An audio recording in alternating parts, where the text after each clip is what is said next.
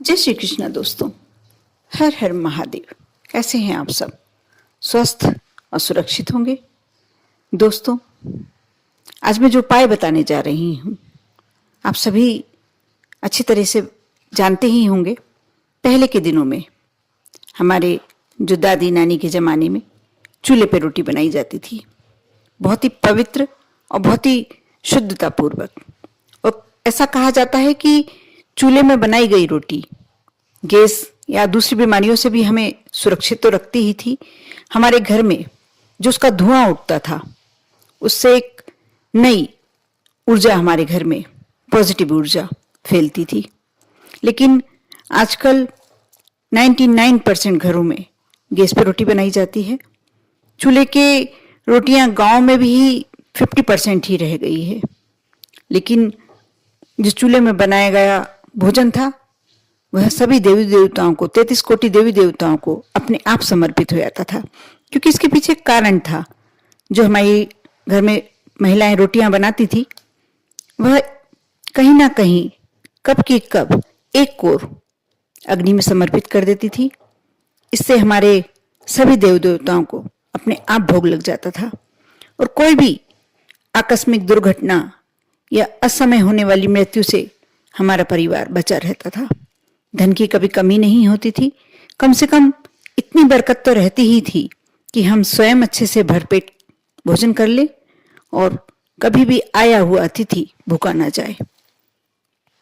मैं आज इस वीडियो में आपसे चूल्हे पर बनाई गई रोटी के विषय में बात नहीं करने वाली हूँ। चूल्हे में जो रोटी के बाद बची हुई जो राख होती है उसके बारे में बात करने वाली हूँ। और यदि आप चूल्हे पे आपके यहाँ खाना नहीं बनता है, रोटियां नहीं बनती हैं, तो भी कोई बात नहीं, मैं उसके लिए भी बहुत अच्छा उपाय बताऊंगी। और जो चूल्हे की राख होती है बहुत ही कीमती, क्योंकि एक तरह से भस्म हो जाती है। कई लोग जो ये भी देखा गया था कि जो रोटी डालते थे, रोटी का गस्सा को डालते थे, उसमें थोड़ा सा कभी घी समर्पित कर देते थे। इस तरह से वह हमारे लिए भस्म बन जाती थी।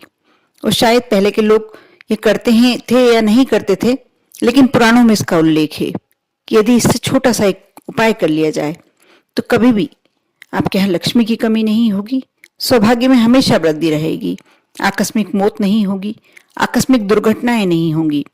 कोई बड़ी बीमारी यदि किसी को हो भी जाती है तो कुछ ऐसा नहीं होगा जो आपके लिए वह बीमारी धीरे धीरे स्वतः ही ठीक होने लगेगी।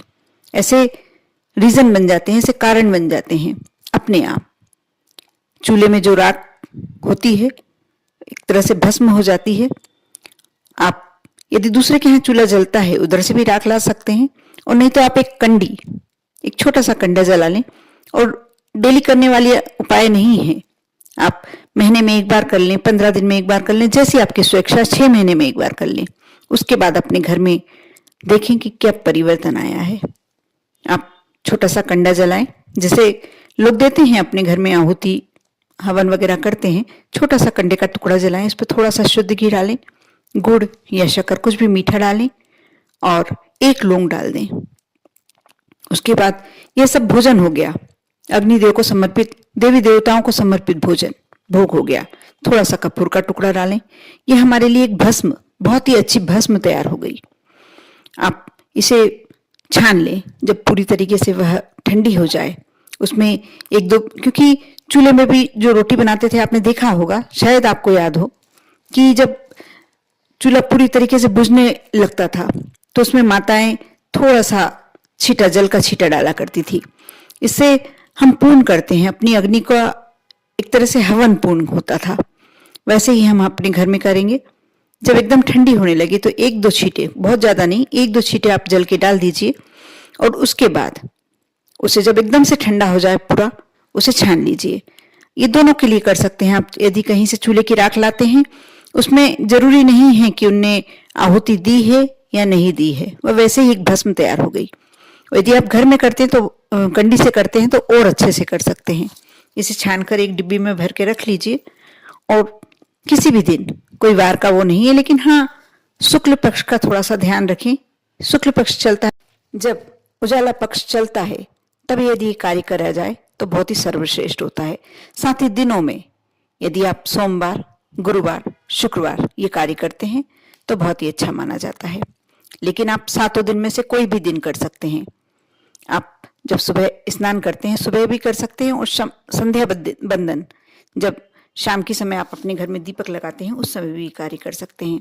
आप चुटकी भर थोड़ा सा आधी चम्मच करीब आप भस्म ले लें, जो आपकी बनाई हुई है चूल्हे की राख है, उसको एक तरह से भस्म ही कहूंगी अब मैं, क्योंकि वह देवी देवताओं को समर्पित करके अपन कार्य कर रहे हैं, भस्म ही हो गई है। आप सभी जानते हैं कि शिव जी को भस्म कितनी पसंद होती है, कितनी प्रिय होती है। वो भस्म वाकई में देखा जाए तो हमारे लिए बहुत ही कीमती चीज होती है। आप थोड़ी सी भस्म ले लें, आप अपने मन में एक श्रद्धा भाव ऐसा रखें कि बहुत कीमती भस्म है।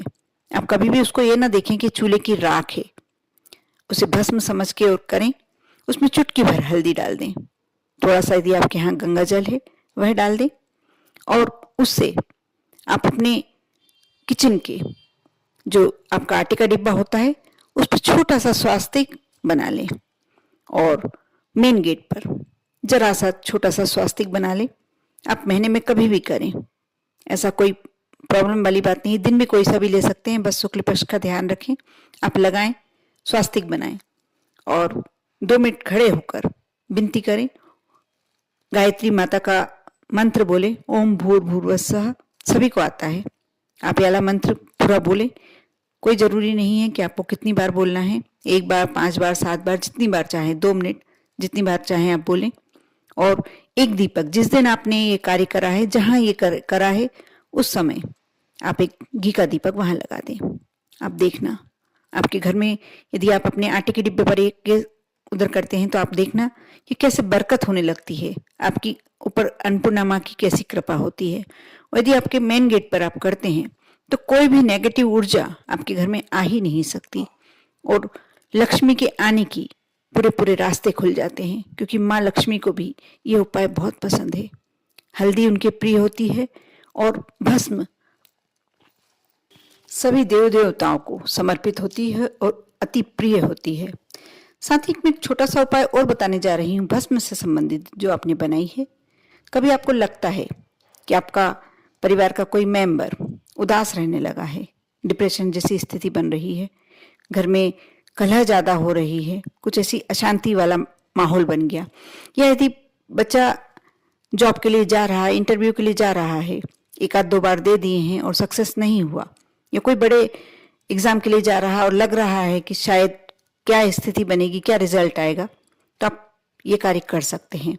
जैसे आपको लगता है कि बच्चे को नजर लग गई है या कोई घर में डिप्रेशन जैसी स्थिति में है, तो आप रविवार के दिन सुबह सुबह इस भभूत को थोड़ा सा लें, और व्यक्ति स्नान, आप भी स्नान करे हुए हों तभी आपको ये कार्य करना है, और जिस व्यक्ति को आप लगाने जा रहे हैं वह व्यक्ति भी स्नान करा हुआ होना चाहिए, पवित्र होना चाहिए।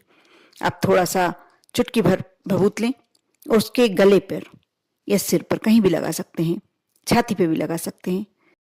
आप लगाएं, देखना कंटिन्यू भी कर सकते हैं, आप डेली भी कर सकते हैं ये कार्य। आपको लग ही रहा है कि स्थिति ज़्यादा खराब हो रही है तो आप ये कार्य करके देखें। साथ ही जो बच्चा इंटरव्यू एग्जाम के लिए जा रहा है, आपको लग रहा है कि इसको शायद सक्सेस प्राप्त होगी या नहीं, आप यदि संशय में हैं तो आप थोड़ी सी पुड़िया में चुटकी भर भभूत डालें, उसके जेब में रख दें। आप देखना 100% रिजल्ट उसके फेवर में आएगा। कर देखें विश्वास और श्रद्धा के साथ। आप पर और आपके पूरे परिवार पर भोलेनाथ की कृपा बनी रहे। ओम नमः शिवाय।